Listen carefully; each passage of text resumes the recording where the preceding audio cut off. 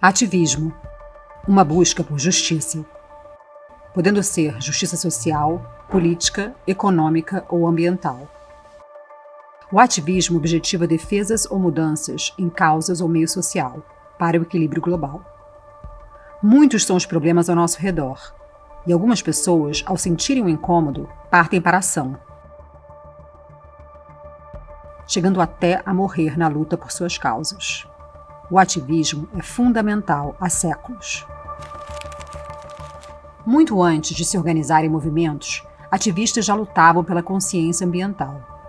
Desde a virada para o século XIX, o naturalista e político José Bonifácio já criticava a exploração de recursos naturais.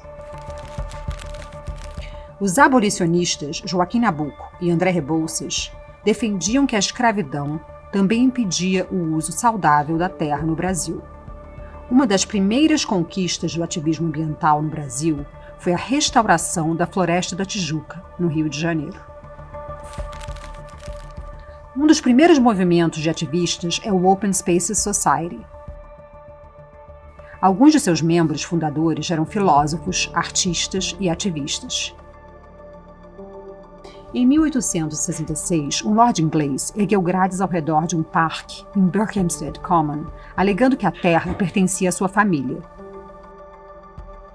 Em uma certa noite, o movimento reuniu 120 pessoas para remover os 3 quilômetros de grade e garantir o uso comum daquela área.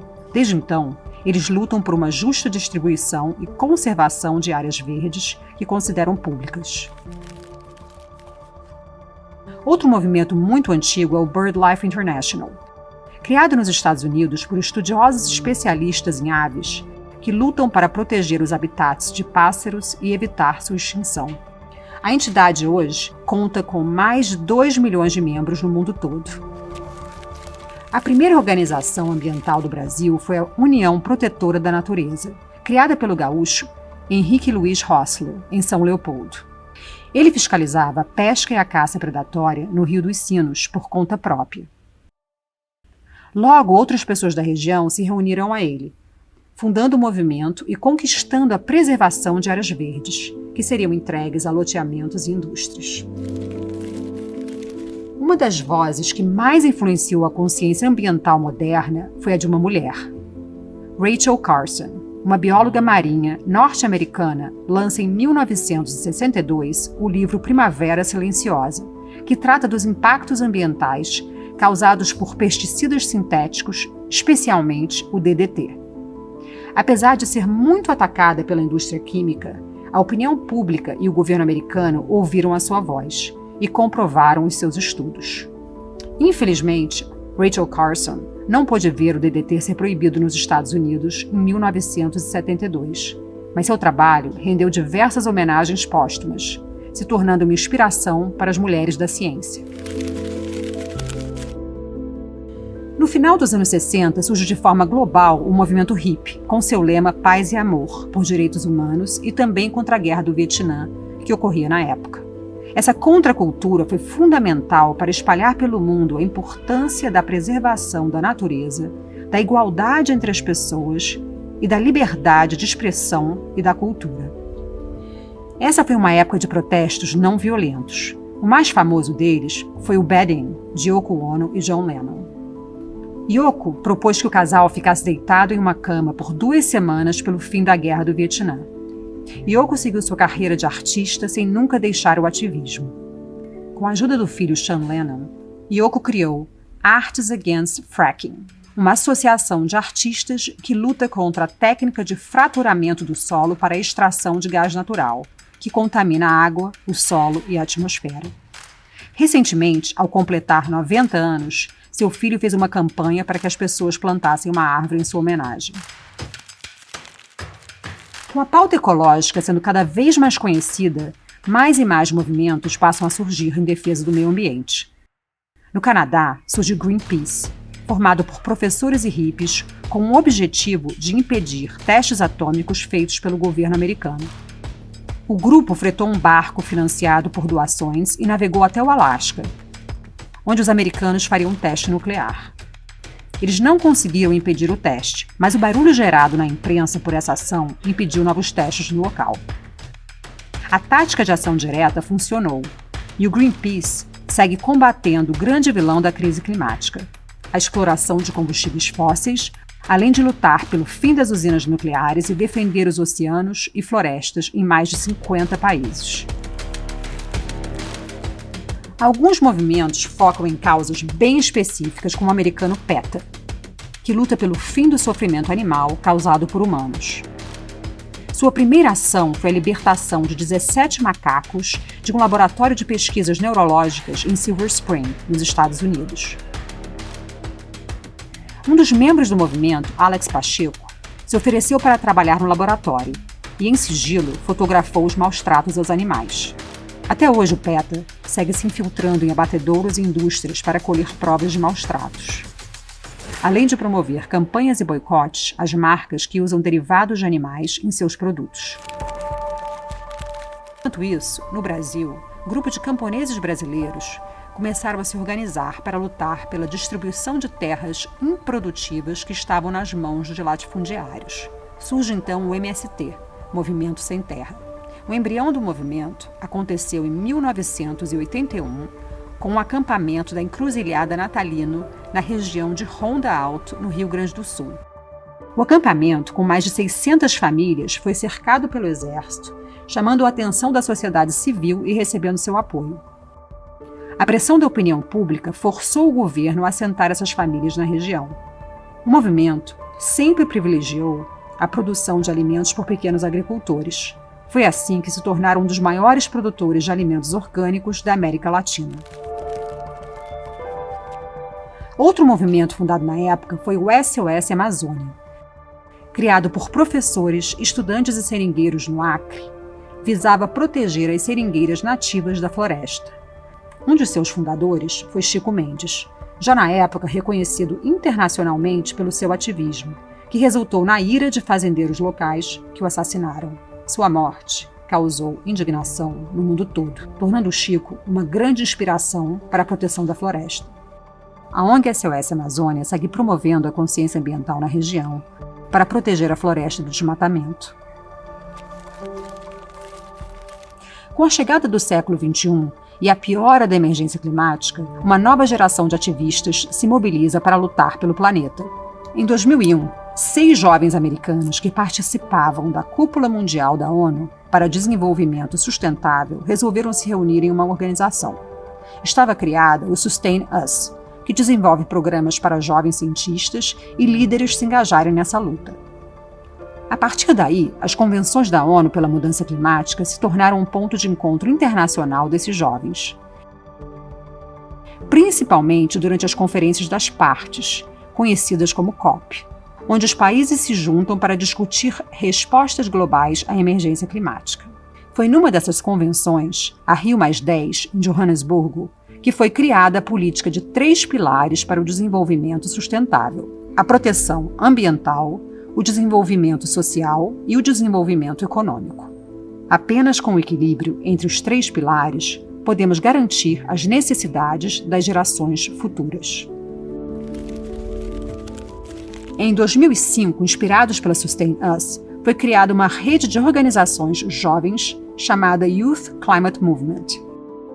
A ideia é organizar e aproximar movimentos jovens do mundo todo para pressionar governos e empresários pelo fim das mudanças climáticas. A partir daí, coalizões de movimentos jovens se espalharam pelo mundo, conseguindo colocar a pauta climática no debate central da política em seus países. Um deles foi Youth Climate Network, uma organização de jovens indianos preocupados com o futuro do sul da Ásia, uma das regiões mais afetadas pelo aquecimento global. A luta pelo clima também é a luta dos povos indígenas, pois são eles os protetores ancestrais de matas e florestas do nosso planeta. Uma das figuras primordiais na luta dos povos originários é Ailton Krenak. Durante a Assembleia Constituinte, pintou o rosto com tinta preta do genipapo, enquanto discursava na tribuna. Esse gesto de luto comoveu o país e sua imagem circulou o mundo. Sua atuação foi decisiva para a criação do capítulo dos índios na Constituição de 88, que garante aos povos indígenas o acesso à terra e à cultura. Mas um direito conquistado nem é sempre respeitado, Krenak segue lutando até hoje para que se cumpra a Constituição. Em 2005, vários movimentos em defesa dos indígenas do Brasil fundam a Articulação dos Povos Indígenas, com o objetivo de unificar e fortalecer a luta de povos de diferentes regiões do país. O movimento já garantiu a demarcação de algumas terras indígenas e segue lutando para ampliar esse direito constitucional para todos os povos. Falando um pouco dos problemas urbanos, a exploração de combustíveis fósseis é um dos fatores que mais agrava o aquecimento global. Para evitar o uso excessivo de automóveis, movimentos de cicloativistas surgem para incentivar o uso da bicicleta. Um deles é o projeto Ciclocidade, formado em São Paulo. Seu trabalho é fundamental para pressionar a criação das ciclovias nas cidades. Além de combater a poluição do ar, também é preciso combater a poluição dos mares. A Associação Brasileira de Combate ao Lixo no Mar foi criada em 2013, como vertente brasileira da entidade internacional Global Garbage. Fundada pelo fotógrafo e ambientalista Fabiano Barreto, uma de suas primeiras vitórias foi nortear as políticas públicas no tema lixo marinho junto ao Ministério do Meio Ambiente. A emergência climática também fez surgir o Extinction Rebellion na Inglaterra. Uma de suas primeiras ações foi ir para as portas do parlamento ler sua declaração de revolta contra o governo. Nas semanas seguintes, milhares de pessoas começaram a se unir ao grupo. Eles chegaram a bloquear 5 pontes no rio Tamisa para fazer mais pressão ao governo e empresas britânicas, clamando por mudanças significativas. Muitos foram presos, mas as prisões trouxeram ainda mais atenção para o movimento.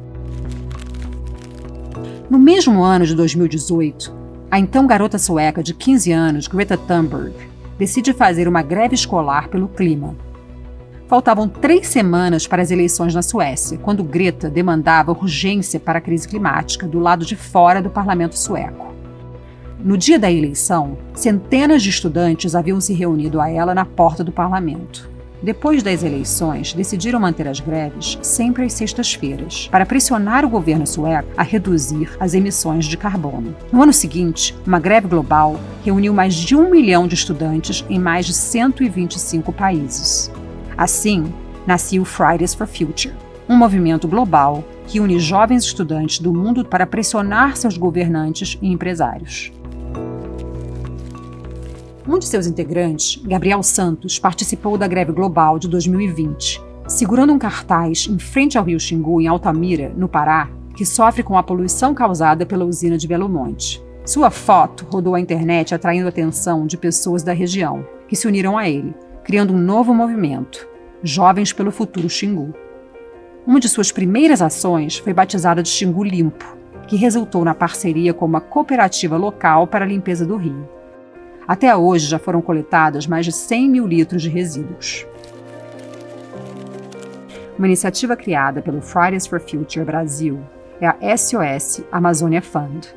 Em 2021, com a crise de Covid, esses ativistas se uniram para arrecadar doações para dar suporte aos povos indígenas, ribeirinhos e quilombolas da região da Amazônia.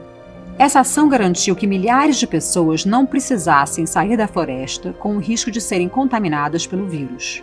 E o fundo continua ativo, atraindo doadores do mundo todo pelo reconhecimento das ações que tem realizado por essas pessoas.